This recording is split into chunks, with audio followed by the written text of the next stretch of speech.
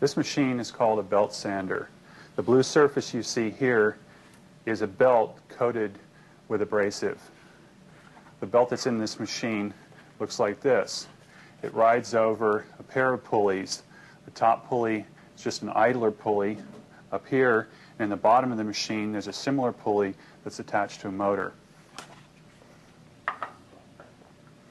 This machine is very useful for sanding a variety of materials. It's excellent for sanding wood, most metals, aluminum, steel, brass, and also for sanding some plastics. I'll demonstrate now how this machine is used.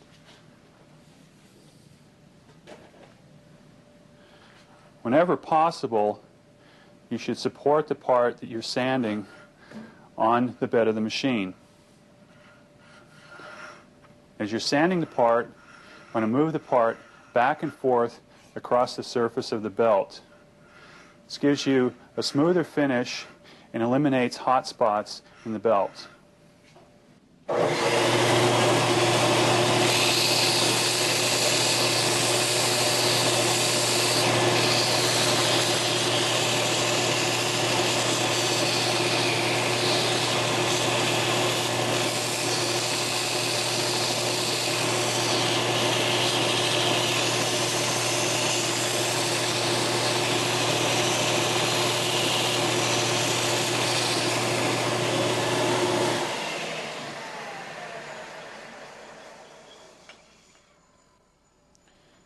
We've now smoothed down this surface and rounded the corners of the part. The edges, however, are still quite sharp. To smooth down those edges with the belt sander, it's necessary that we hold those edges on an angle to the belt.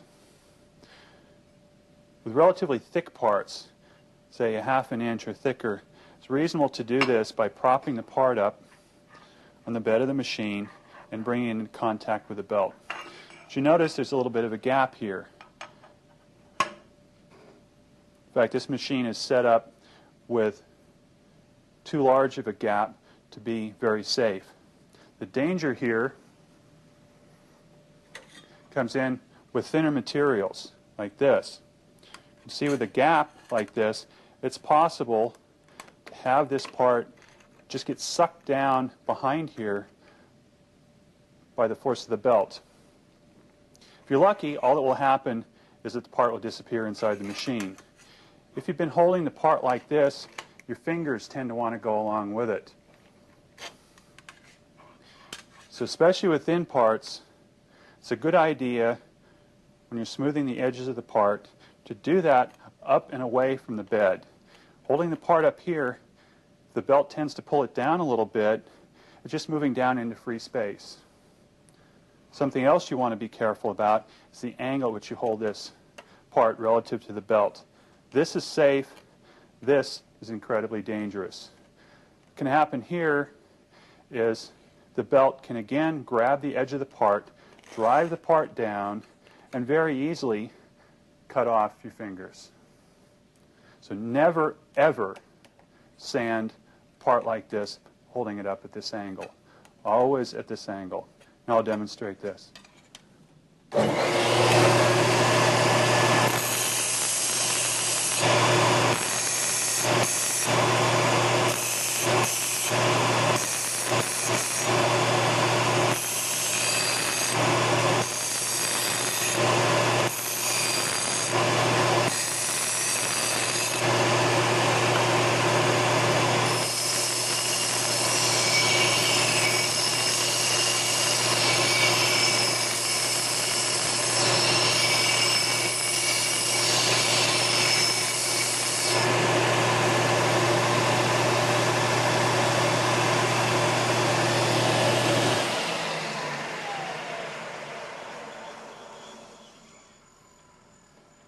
Now we've achieved a smooth surface on the sides of the part and have deburred the edges of the part.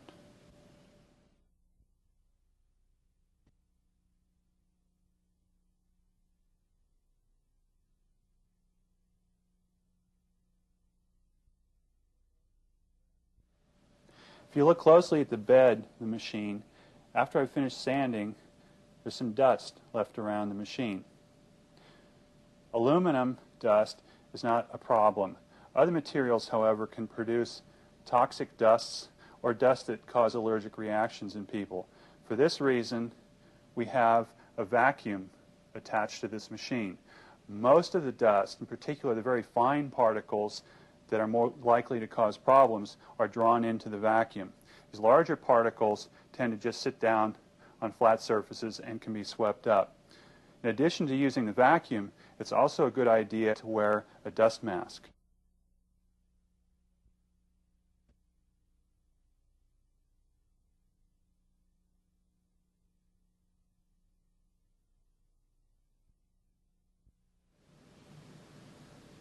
We also have a small belt sander in the shop that basically serves the same function as a large belt sander, but the structure of the machine is a little bit different. Notice in particular we have access to the back side of the belt. This makes it possible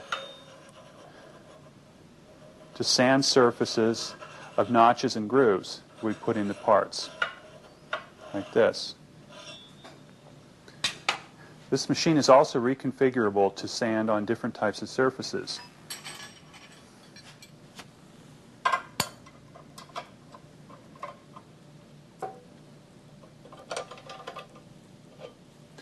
Loosening up this bolt allows us to remove the table like this, giving us more access to the belt.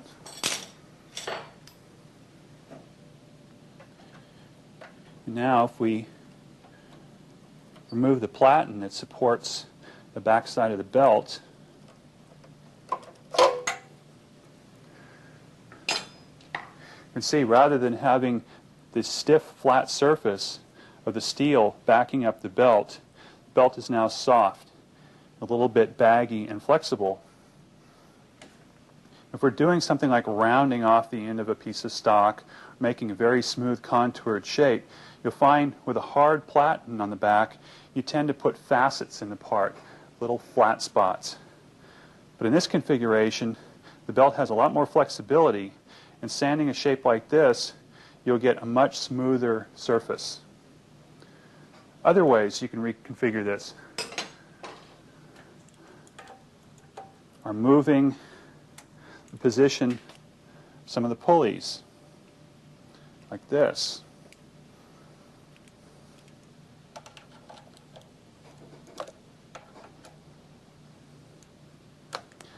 Locking that in place. Now with this out at the front of the machine,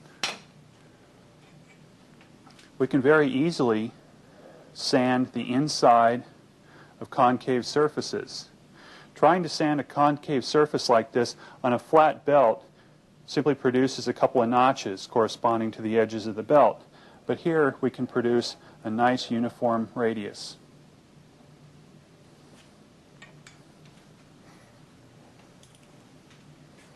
Another configuration which is used occasionally is to simply set up the belt on two pulleys. Adjust this a little bit to get a little more tension on the belt. Down here.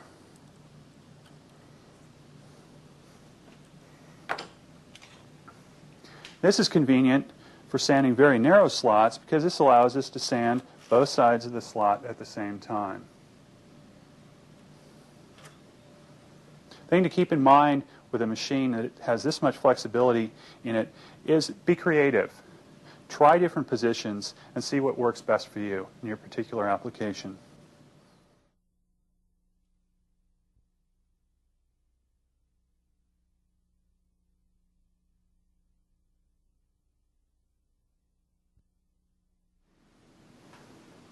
This is a grinder. A motor in the middle here, and attached to either end of the motor are a couple of grinding stones. We have a coarse stone on one side and a finer stone on the other. In many shops, a grinder like this is used for many different operations. In fact, most of those operations are best done on a belt sander. If you're deburring a part, grinding on this narrow stone, if you're removing any amount of material at all, you start heating up the part and heating up the stone. If you Do the same operation on a belt sander with a much larger area of the belt. The whole operation goes much quicker, and you keep the temperature of both the abrasive and the part much lower than you will a grinder. Really, the only purposes for a grinder like this are for sharpening tools, typically that are made from tool steel. For example, you can sharpen something like this, a drill, on a grinder. Trying to sharpen a drill on a belt sander causes a problem in that as the belt is coming down across the front of the drill, because the belt is slightly flexible, it tends to move around a little, kind of round off the cutting edge. You can avoid that problem by using a grinder with a very hard stone so you get a nice crisp cutting edge.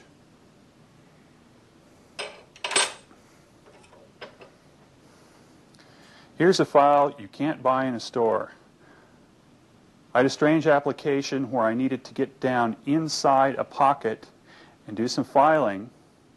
While I was there, a normal file has a square end on it. I was concerned that that end was going to gouge into the part. So what I did was grind down the end of this file so that I'd have a smooth edge so that I could rub up against the side of the part without damaging it. I also made another little modification here to get down deeper inside the part. Just heated up this part of the file with a torch and bent it slightly.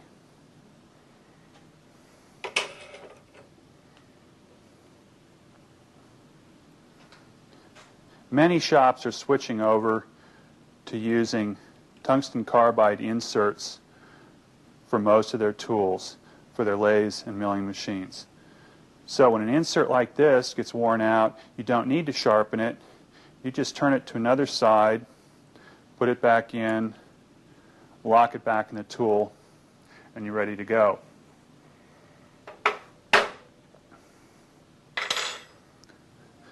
There's still occasions when you want to use a standard high-speed steel tool.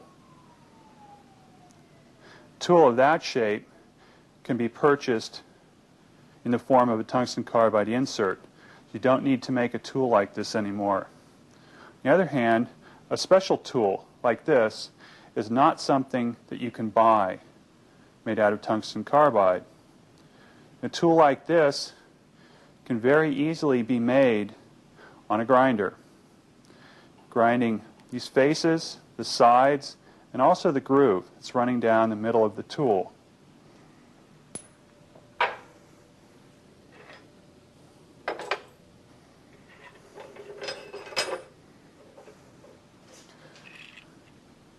What's this tool used for? Well, got a cribbage board here. Cribbage peg. This tool neatly fits down inside these grooves. One of the students in this shop wanted to make a set of cribbage board pegs out of aluminum, brass, copper, and stainless steel, so they made this tool so that they could make these pegs.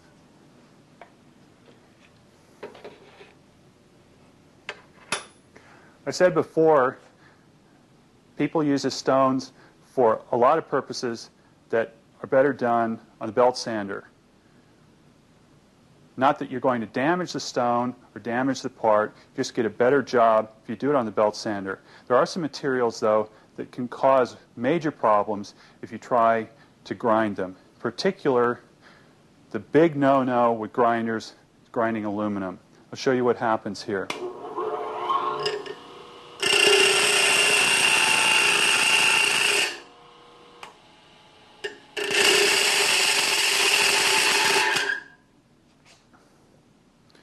So if you look closely at the stone, you can see that there's aluminum embedded in the stone.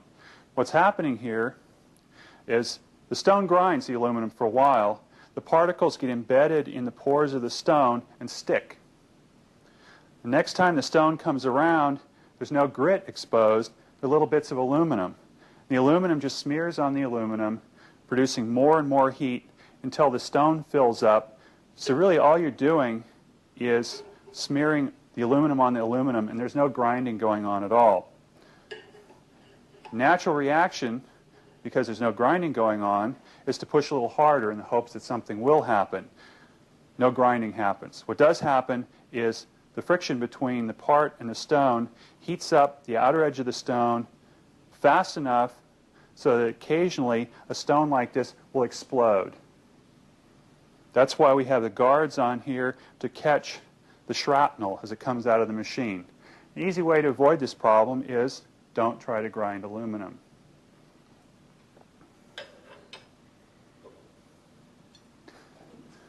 So aluminum is firmly embedded in the wheel, but the wheel isn't destroyed. We don't have to replace it. What we do is just simply dress the wheel. This dresser has what are called star wheels in it that are free to turn. These are actually fairly soft steel and much softer than the stone. The way this works is this turns around. Each of these little teeth pounds on the wheel and actually breaks up the wheel. It doesn't actually trim it down at all, but it's like thousands of little hammers pounding away in the wheel and gradually wearing it down.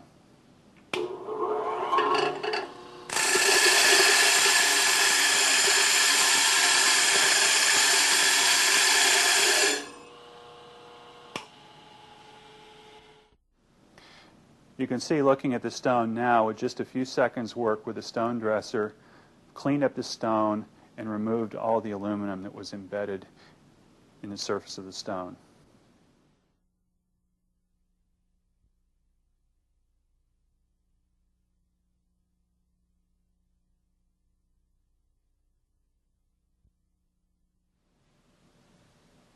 In addition to a grinder, our shop has a deburring wheel and a buffing wheel. The buffing wheel, you may be familiar with, simply a stack of pieces of cotton cloth. You apply an abrasive to the wheel and use it to put a very fine finish on metals and plastics. The wheel on the other end of the machine is a deburring wheel. This is sort of halfway between a buffing wheel and a hard grinding stone. It's soft. Not as soft as a buffing wheel, but certainly not as hard as stone. What this material is basically the same sort of thing that you may be familiar with seeing as a pot scrubber. Some mesh that has glued to it little bits of abrasive material. The difference between these two is simply that this is a little bit denser. This wheel is very nice for intermediate finishing work. I've ground down the end of this piece of bar stock on the belt sander, and you can see the scratch marks and some facets in there. I'm grinding up against the hard flat surface of the belt.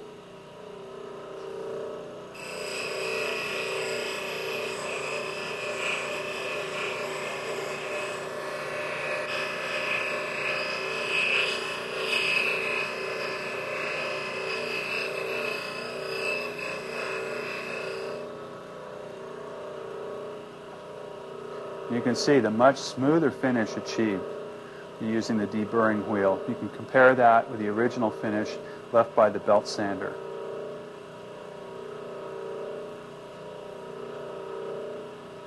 This is actually a very aggressive wheel. The bulk of the wheel is relatively soft, but the abrasive itself is very hard. So it's possible to take materials such as tool steel, extremely hard materials,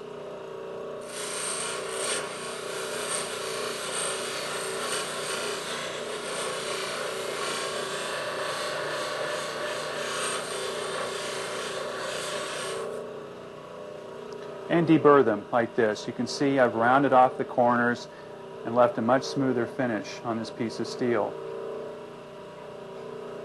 There are times when you want to do this on just this part.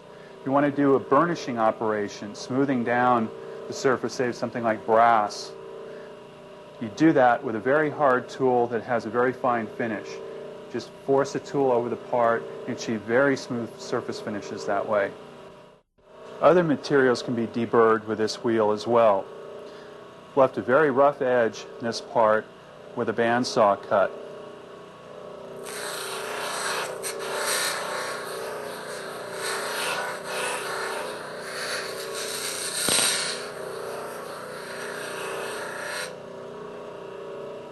You can see very quickly I've eliminated all the roughness from the bandsaw cut, left a very smooth surface. A word of warning here, just like the belt sander, you've got to be very careful to always hold the part pointing down. Holding the part up like this when you bring it into contact with the wheel risks having the wheel grab onto the part and pull it out of your hands. Worse yet, grabbing onto the part if it's a longer part and driving you down into what are supposed to be guards to protect you. And in general they do, but in this particular case you risk having a part driven down and pinching your fingers between the part and the guard. So in working along an edge like this, work from the bottom up, about halfway.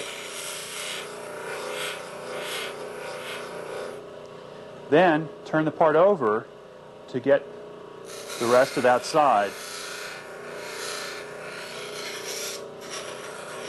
Doing this, things happen very fast. At the very least, you probably damaged your part. And if you're the least little bit unlucky, you probably also damaged yourself. This caution also applies to the buffing wheel over here. Especially with this sort of furry finish on the outer edge of the wheel, this can very easily snag a part and pull it right out of your hands.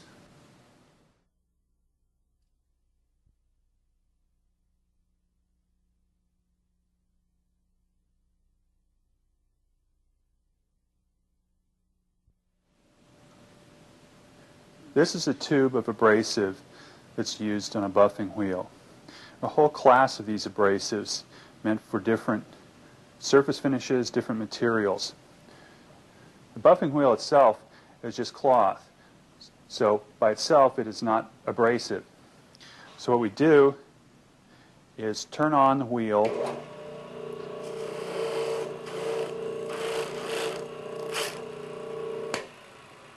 and press the stick of abrasive into the wheel. This abrasive is mixed with a wax that melts the friction produced by pushing it into the wheel, and then it's transferred onto the buffing wheel. We're now ready to start buffing.